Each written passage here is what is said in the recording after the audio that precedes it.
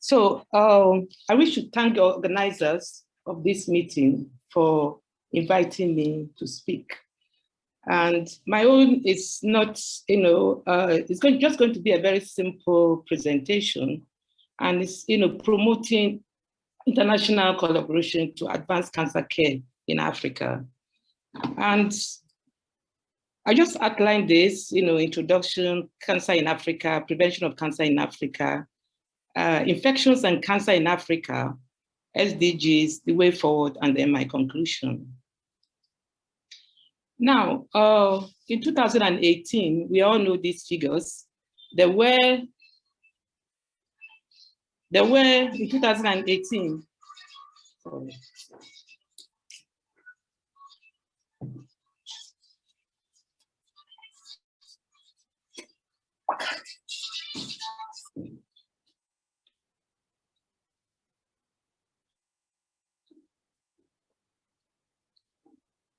Sorry about that. In 2018, about 18.1 million people around the world had cancer, and almost 9.6 million of them died from the disease. In 2020, last year, worldwide, there was an estimated, it's gone up a little bit, 19.3 million new cases and almost 10 million cancer deaths. And by 2040, these figures will nearly double, with the greatest increase in low and middle income countries, where more than 2/3 of the world cancers will occur. The developed world has great development in cancer care in the past 2 or 3 decades. In rich countries, 2 out of every 5 people diagnosed of cancer would die prematurely. But this is not the same as in Africa, as in the poor countries like Africa. 9 out of 10 people diagnosed of cancer would die prematurely. And most of these patients in these countries, they die miserable in pain with no dignity. Now, this chart is just to show the disparity in global cancer. This is 2020 statistics. And if you look at, the whole world, almost 20 million new cases of cancer with 10 million deaths. And you look at North America, there were 2.5 million new cases, and about 700,000 deaths. Now you look at Europe, 4.3 million, and almost 2 million total deaths. Now, Asia, which is low and middle income country, we have 9.5 million new cases, and then 5.8 million cancer deaths. And then in Africa, we had just over 1 million new cases and about 700,000. But what this chart is showing us is exactly what the last slide was, the statistics I gave in the last slide. But if you take the whole of Asia and, and Africa, you have almost 10 million, which is almost 55% of all the cancer new cases in 2020. So when they are telling us that by 2040, we are going to have more cancers, it started showing.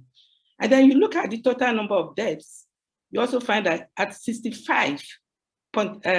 about 65% of the total number of deaths in the world, they are coming from these low and middle income countries. And I look at the crude mortality to incidence ratio, I find that they are higher in these 2 regions, that's low and middle income countries. And look at what they have in America, that's 0.27, okay? So there's a lot of disparity in cancer care globally. So despite the great improvement in the treatment of cancer in the past 30 years, Many low-income countries are yet to see and or benefit from the advances in surgery, radiotherapy, and chemotherapy. So over the next decades, cancer will cause Africans to suffer and they die in great numbers. The situation is bound to get worse as the population grows and ages. And we all know that age is a major factor for cancer. Unfortunately, Africa is not ready for this epidemic. So the types of cancer care, we have the risk assessment, primary prevention, detection, diagnosis, cancer through precursor treatment, recurrence and surveillance, and the end of life care. Where are we in Africa? Now, in oncology, there are 4 pillars, and they are prevent all cancers that can be prevented, treat all cancers that can be treated, cure all cancers that can be cured, provide palliation wherever palliation is required. These are rights of every patient with cancer today and in the future. But where are we in Africa? These rights are not just for the upper and middle class patients living in urban areas in Africa. The poor people living in rural Africa with no access to healthcare must be considered. How do we get cancer care to them? Which of these pillars that I've mentioned can be achieved easily in Africa? And I think it's prevent all cancers that can be prevented. Prevention is much cheaper. Cancer treatment, we all know, is expensive, even for resource-rich countries. So we all must join hands to find a way to prevent cancer in Africa. We get nowhere in cancer care in Africa if you do not tackle poverty, hunger, lack of education, and poor healthcare infrastructure. The poor, the hungry, and the poorly educated will not access the opportunities available for prevention of cancer, even if they are available and free of charge. And this is from my own personal experience. We'll be doing some screening for women, HIV positive women in Lagos.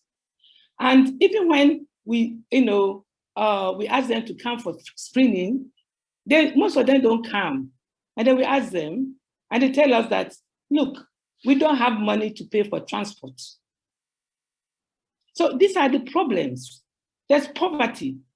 So we need, with all our research and all our what we are doing, if you don't tackle that poverty, I think we're not going to get much in terms of cancer care. How many people are being treated or are being prevented from getting cancer in Africa?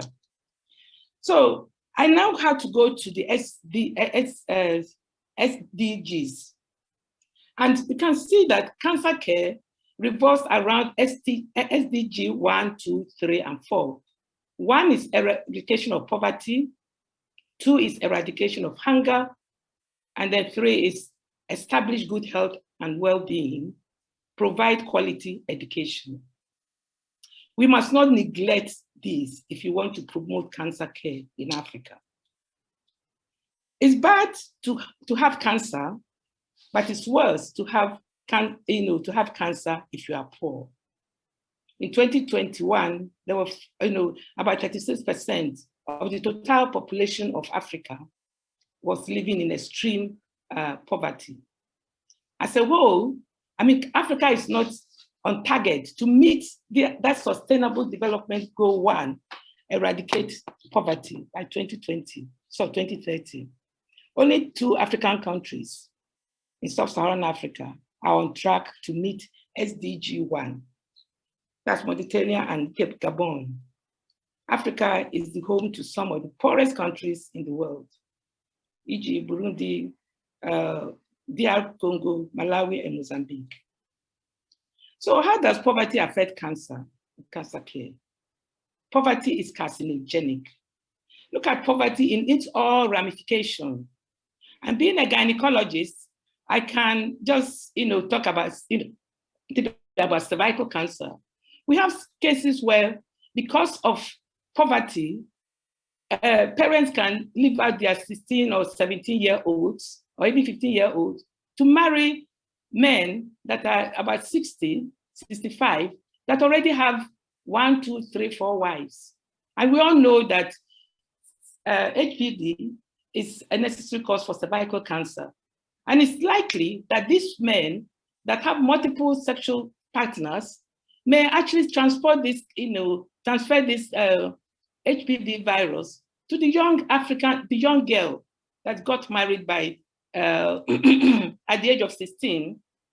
And it's possible that this young girl, maybe by the time she's about 30 or 30, 35, would have had so many children. I mean, one of the risk factors for cervical cancer, cofactors. And then she comes down with cervical cancer at that tender age. So cancer, poverty in its own ramification increases the incidence of cancer, cancer mortality, cancer survival. Eradication of poverty is essential in cancer care in Africa. We get nowhere with cancer in Africa if we fail to tackle poverty and hunger. So what we should do? We should focus on SDG 1 to 4. The international community is to assist Africa in meeting the goals of the above SDGs. Prevent all cancers that can be prevented. And then we all need international collaboration in research.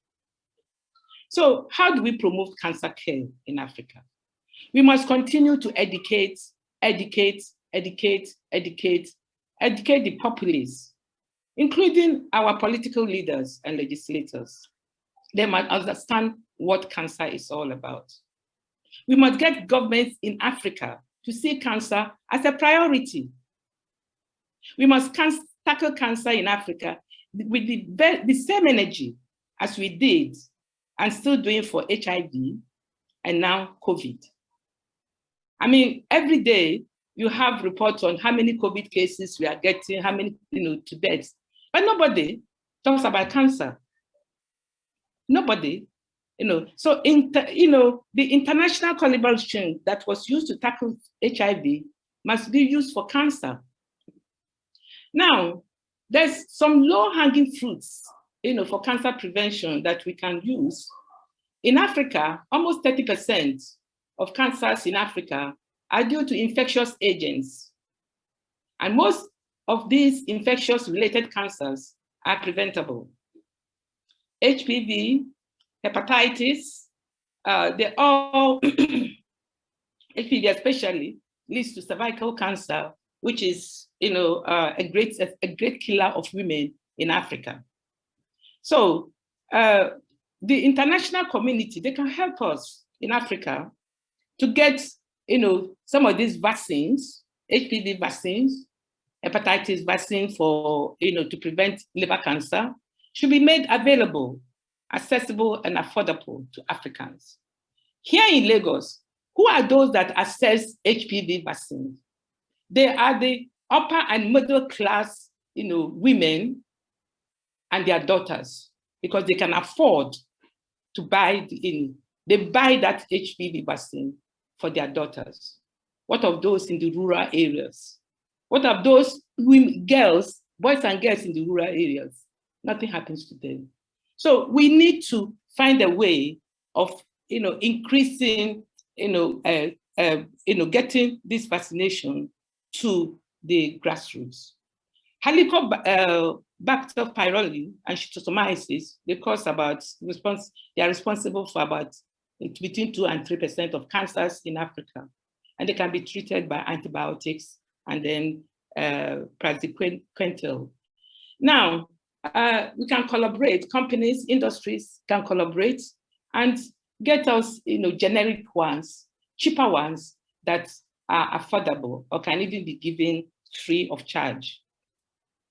So international collaboration in research will help in finding the causes of cancer. We need collaboration, best way to prevent cancer, and then treatment of cancer.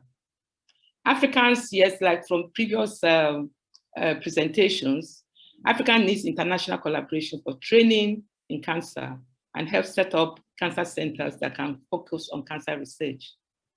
But governments in Africa must wake up.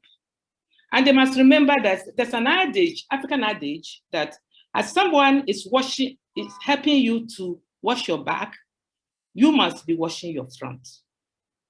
We must not depend on international, we must wake up, governments must wake up. And our governments in Africa must have the political will and commitment towards improving cancer care in Africa. So in conclusion, Africa is almost reaching the epidemic proportion. I mean, cancer in Africa is almost reaching an epidemic proportion. We must focus our attention on prevention. It is cheaper, and a greater part of our population will benefit. We need international collaboration to help in training and research in cancer. We must focus on SDG 1 and 4 to help to reduce the burden of cancer in Africa. We must get our governments in Africa to have the political will and commitment towards the promotion of cancer on the continent, promotion of cancer care on the continent.